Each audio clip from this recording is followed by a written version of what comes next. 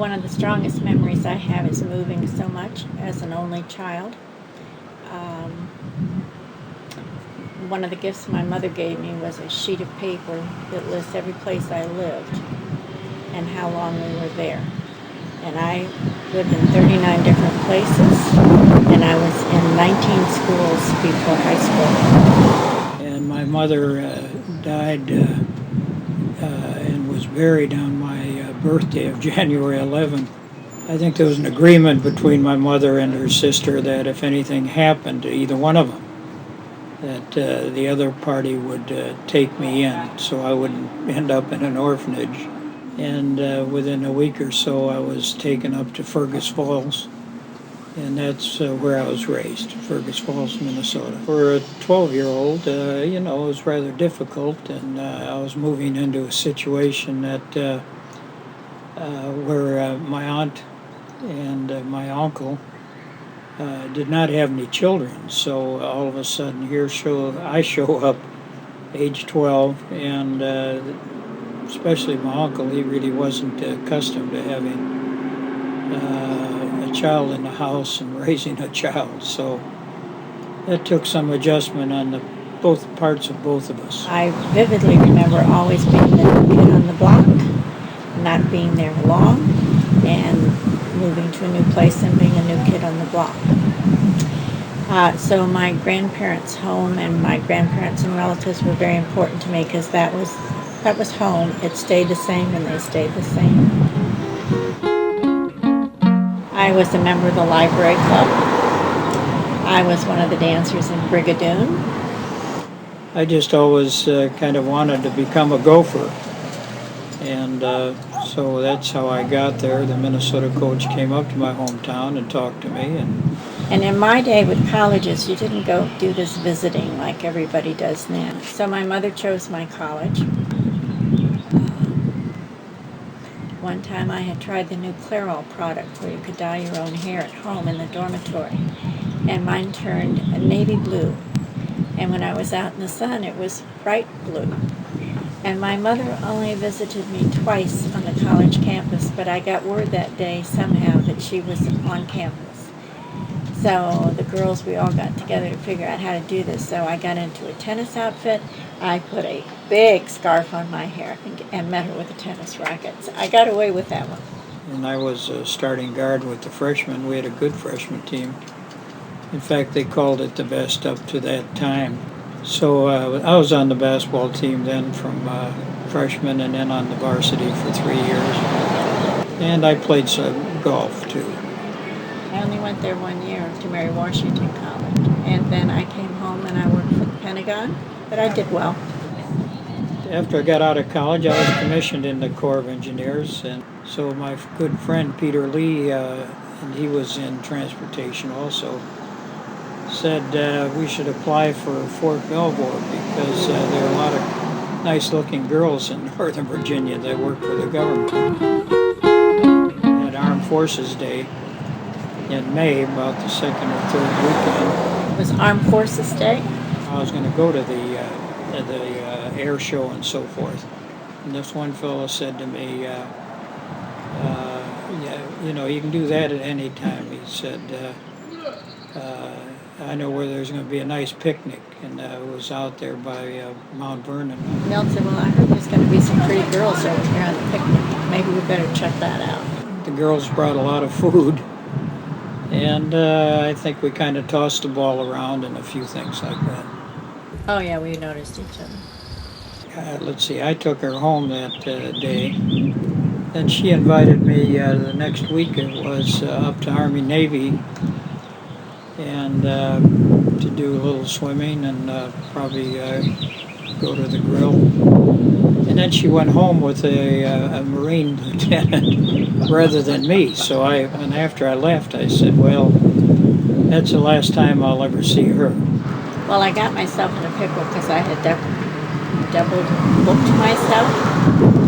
And so I went with the Air Force captain because his time was first, and I was too wimpy to call Milt and tell him, so he showed up and there was no date there. And He has very strong convictions in that area, so he wasn't going to call me either. Anyway, I wasn't going to call her back. In those days, girls didn't call back. So my girlfriends and I got together and said, well, we have to plan a party so we can call all those people that we're going to invite. So that's how we got that back on track. So a week went by, and all of a sudden the phone rang in my office there in the Army. And there was Betty inviting me to a party. So from that point on, she was kind of the one. Somehow I was stuck without a car or something the next week. And so Milt said, well, I'll lend you my car. And his best friend, Buzz Bennett, he tells the story later, he told Milt, are you nuts? Because Milt never let anybody even touch his car. So we knew we had something pretty special there. I quit looking at other girls, I guess. So the courtship was not very long, and I had Betty's mother all upset because we were going to get married so fast. My parents loved him. I've always loved men in uniform, and that's probably because my dad was so handsome in his, and Milt was handsome in his uniform. He seemed very, he was fun to be with, but he was also dutiful and responsible, and we were young, and we were very attracted to each other. And looking back, that was a little on the fast side. Married at St. Rita's in Orlandria.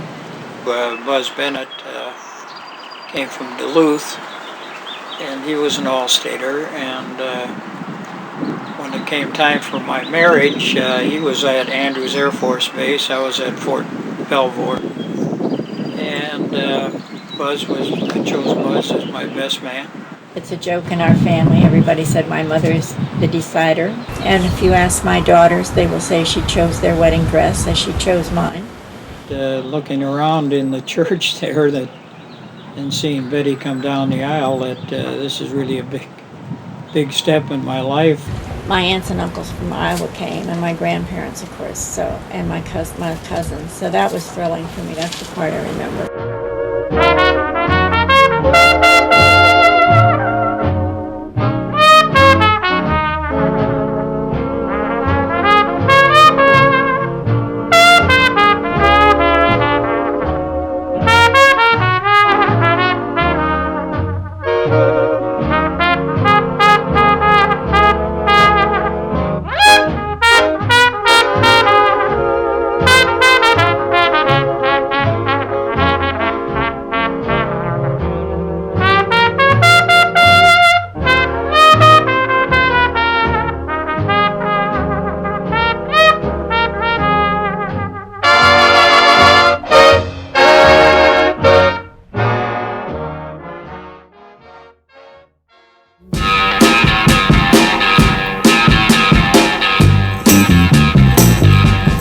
Let's hang on to what we got. Don't let go, girl, we got a lot of love between us. Hang on, hang on, hang on to what we got. You say you're gonna go and call it quits, gonna chuck it all and break our love to bits. Breaking up.